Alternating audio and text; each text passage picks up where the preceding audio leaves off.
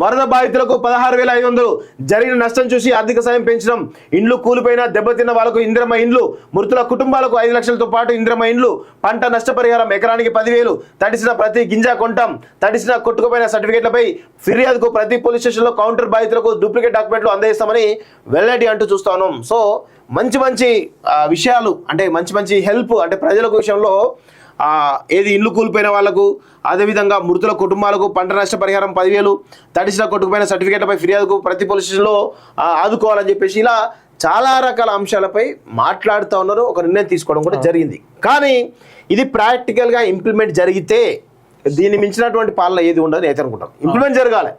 ఇవన్నీ కూడా అందరూ చెప్తారు. కేసీఆర్ మీకు మించినటువంటి పీటల ద్వారా ముచ్చట చెప్తాడు.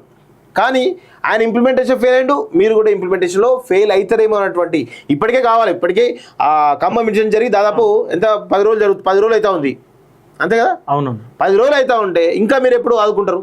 ఎప్పుడు మీరు వరద సాయం ఇస్తారు? ఇమ్మీడియట్గా ఇవ్వాలి. మీరు నెల తర్వాత అప్పుడు ఇస్తే వాళ్ళకి ఏం యూజ్ అవుతుంది? యూజ్ కాదు కదా. నేతన్నలకు రుణమాఫీ 30 కోట్ల మాఫీ చేస్తాం సీఎం రేవంత్ రెడ్డి. స్వయ సహాయక సంఘాల మహిళలకు ఏటా 2 చీరలు. నేత కార్మికులకు ఏడాదికి 1,30 లక్షల ఆర్డర్లు. గత సర్కారు పెట్టిన బతుకమ్మ చీరల బకాయిలు చెల్లించినాం. తెలంగాణ కోసం పదవులు త్యాగం చేసిన మహనీయుడు కొండ లక్ష్మణ్ బాపూజీ. కొందరు సెలక్షన్లు కలెక్షన్లు త్యాగంగా చెప్పుకుంటున్నారని విమర్శ.